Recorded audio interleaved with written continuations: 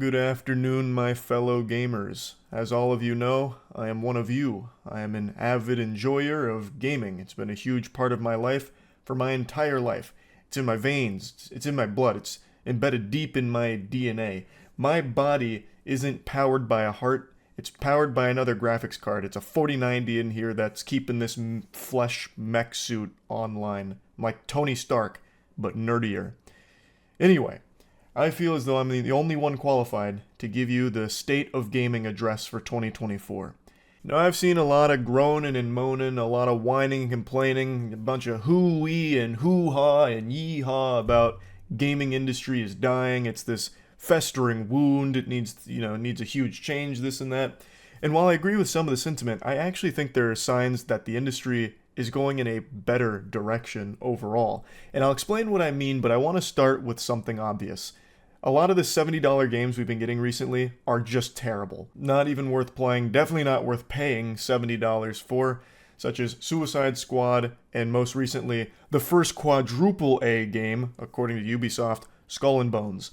Suicide Squad has flopped, its player count has plummeted to under 1,000 players on Steam, and this is a live service game. This isn't just one of those like single player games where you expect a massive drop off. This is one of those things that's supposed to live on for a long time that gets people hooked like heroin.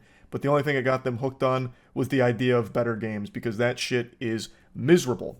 So that game has been largely a failure, and now Skull and Bones seems to be following suit, which is Ubisoft's latest super stinker, which is a ship combat game without boarding. So it takes out the most fun part about being a pirate, the boarding, and reduces it to just being a cutscene. Quadruple A my ass. Unless all of those A's stand for different adjectives for how bad it is. Abominable, awful, abysmal, asinine. Like, it's so stupid to me how this game is out there right now in its beta or whatever for $70 when it doesn't even have boarding.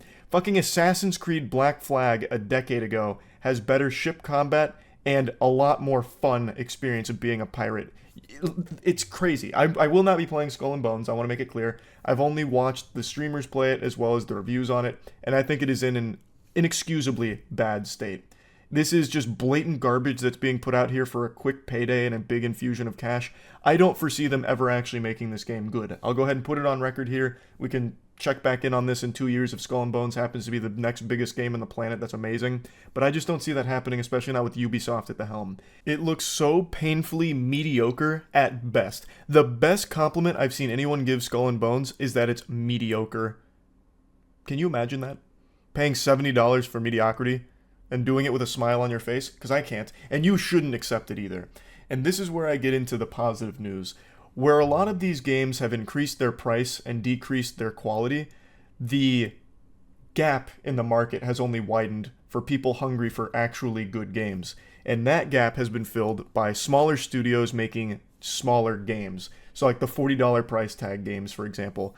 Those have been dominating 2024. Pal World breaking all of the records, basically.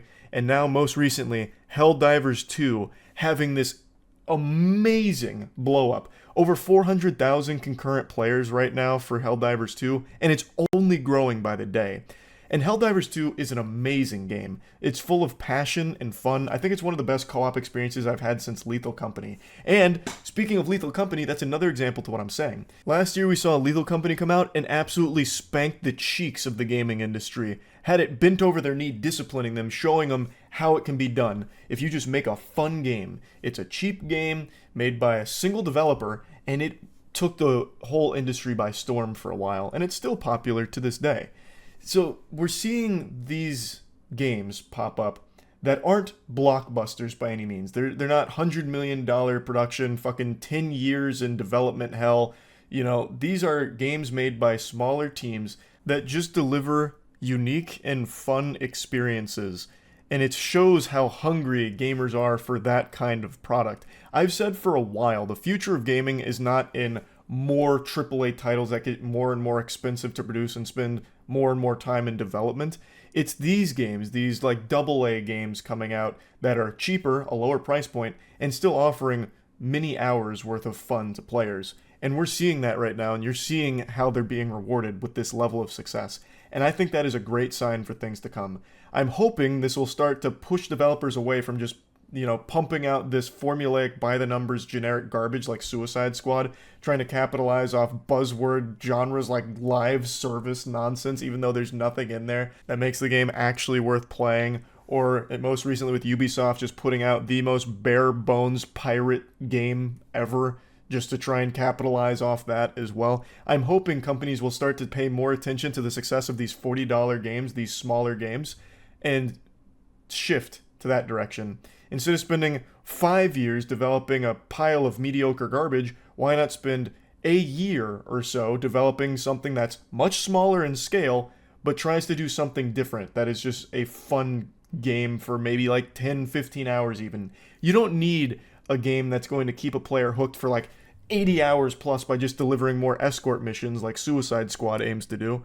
You can be satisfied by delivering like a $20 to $40 game that gives a player 15 hours worth of fun and they're done with it by the end. That's totally fine. You get your money's worth, and that makes me excited. Now, granted, the 3 examples I've given of these massive games that are smaller teams, smaller price, Pal World, Helldivers 2, Lethal Company, those games have tons and tons and tons of hours worth of content in them for you to enjoy. But I still think there's nothing wrong if the industry shifts to making smaller games that are only like 15 hours worth of entertainment, as long as it's a really unique experience and it's fun to play. I think you will get your money's worth, and the price point being at that 20 to 40 range. Like the $70 price tag should be reserved for the really meaningful titles, like a GTA 6 style thing. Obviously, that's the most extreme example. But when you see a $70 price tag for something, you're expecting the highest level of quality. But right now, when you see $70 or $60, it's you could be getting the worst game of the year. Fucking Jujutsu Kaisen Cursed Clash is a $60 game right now, and that game is unforgivably awful. And I think it's good news that these AAA developers are not being rewarded for it. Like, again, Suicide Squad flopping, Jujutsu Kaisen Cursed Clash, the most refunded game in history, I believe, according to one of the articles I read, which makes sense because anyone that bought that game actually got scammed. Actually, just completely full-blown blatant scam, so it makes sense everyone would be refunding it. And Skull and Bones looking like it's going to be a flop. All of these big budget productions that are being sold for $60 to $70 are not really turning a big profit for these companies. So I feel like they're going to start to pay a lot more attention to the smaller budget titles and the titles that they can actually do more with, because you won't need to invest years upon years of development time to it. You instead just need to invest into a good idea and a passionate team that can deliver something fun for a reasonable price. Like it's that simple. And we're seeing this proven time and time again now, more often now than ever. So I actually like the direction the gaming industry is going right now, because we're rewarding some of the more unique titles, the more fun titles like the Helldivers. Like, it's nice to see that. Recently, the most popular games haven't been dominated by AAA blockbusters just bullying indie titles or anything. It's actually been the smaller studios, the smaller, cheaper games that are annihilating the big boys on the block. And I just think that's great. So I'm excited to see if this trend continues throughout 2024. It's still very early. We haven't seen the biggest heavy hitters of 2024 come out yet. So I guess that remains to be seen how exactly it's all going to shape up. But I wanted to talk about it a little bit because it put a smile on my face seeing the success of Helldivers today. Helldivers was really like the catalyst that made me want to talk about it, because I really love everything they've done with that game. And I love to see a game like that being rewarded in the way that it is. And I hope we see more things like it throughout the year, and just generally in the future of gaming.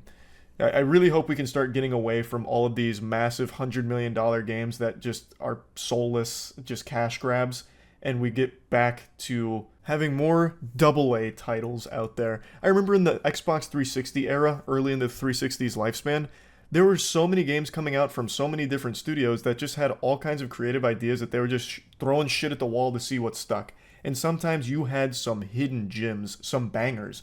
But nowadays, in the mainstream gaming space, these giant players only invest heavily into like 1 or 2 projects and put all of their eggs in that basket. And most of the time, it's not turning a profit anymore because the games just aren't really hitting. Like, some of them are, of course, obviously. But there's been so many flops recently that you just keep hearing about. It's not sustainable. You can't have every game take 6 years in development and cost 9 figures to develop. It's not going to work long term. So I really think the future is back into that $20 to $40 price range on games, smaller in scale, smaller in scope and development time, and you produce some interesting shit. So I just wanted to talk about it a little bit. That's kind of where I think everything is in the gaming industry right now, and I'm pretty optimistic for the future of it. That's really about it. So yeah.